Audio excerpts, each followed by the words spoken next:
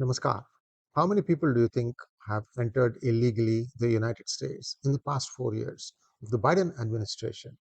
Well, we have the numbers now, state-wise, and the cause for concern is two or three states are carrying the bulk of the illegals. No surprises here. These are the border states. I'm going to share with you some information that's going to shock you. The most important thing here is these are the documented illegals. There could be just as much, if not more, undocumented illegals also. So we have a huge problem in our hands, and I'm going to give you my thoughts on what might happen once the Trump administration is in place. Please like this video, and if you have not already subscribed to our channel, please do so.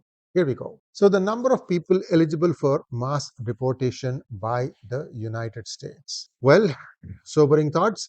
No surprises that California is very high, 2 million. Arizona, another border state, is at 1.7 million. And then you have the smaller states like Washington, Nevada, Idaho, and so on. I'm going to skip those because these are not going to be that big a deal. Hopefully, once you have a plan in place, it will not be that hard. Now, the next adjoining states, such as Colorado and New Mexico, 175K each. Look at the last line. Texas, 1.7 million.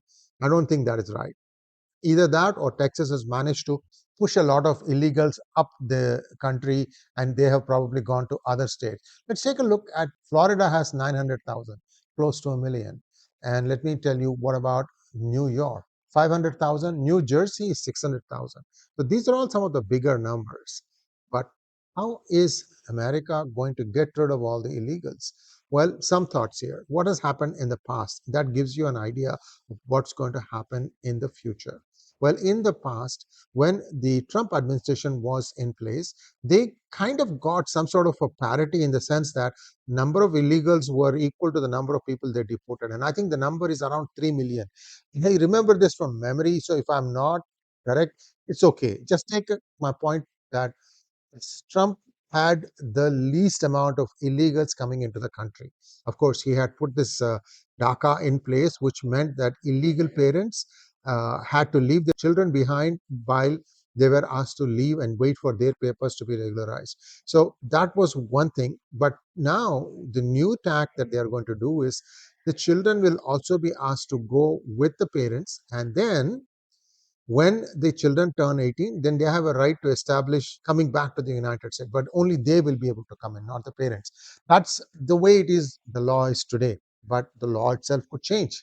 And you are seeing some reflections of that while this spending bill has been stalled, voted down, what have you, because the existing set of politicians, whether it is Republicans or Democrats, they are used to the comfort of the way things are.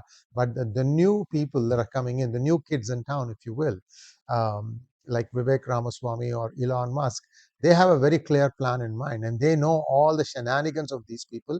So they are trying to push them around and say, okay, this is how things are going to be. There's a new sheriff in town.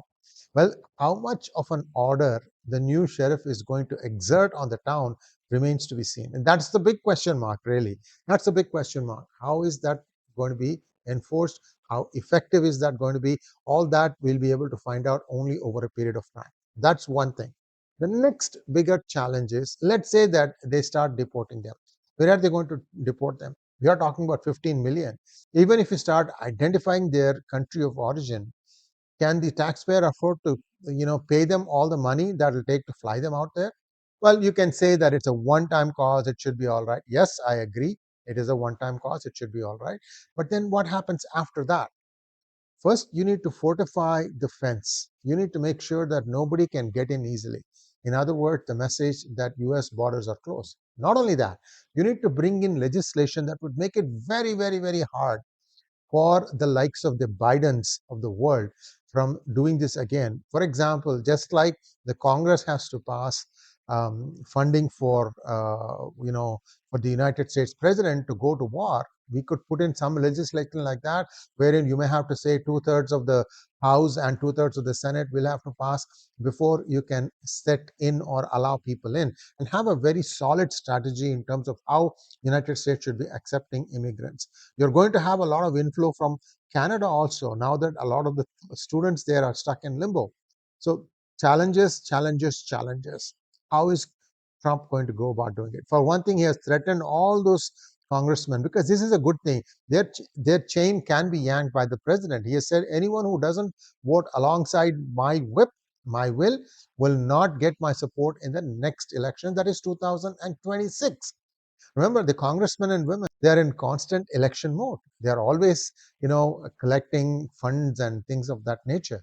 So maybe he will carry through his threat, and maybe the likes of Liz Cheney's and all the other dissenters in the Republican Party will vanish.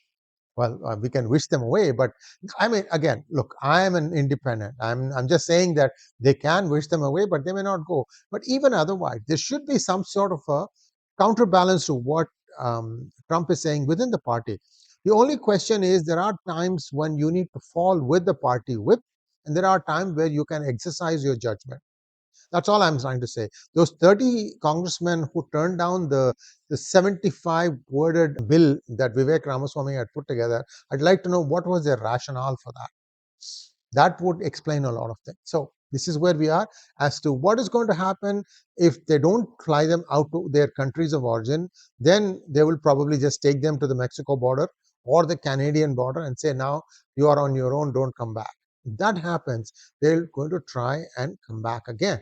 Then what you will start seeing is ghettoization along the border, wherever they can set up pitch tents and things of that nature, they will do that. They will not go back home. Mexico is not the kind of country that has the resources to tell them to go back, because the people who brought them here will not pony up the money to take them back from where they came.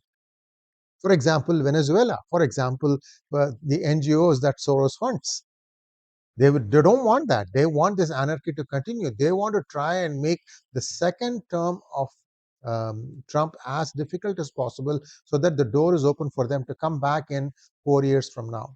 So lots of challenges. We should support the new administration to the best we can, because this illegal swamp of the country is becoming a huge problem. Even I am close to 400 plus miles north of the border. I would say actually even 450, and a lot of illegals now sloshing about in the system. Thanks for watching. Please like, share, and subscribe to our channel. Don't forget to click on the bell button for notifications. Namaskar.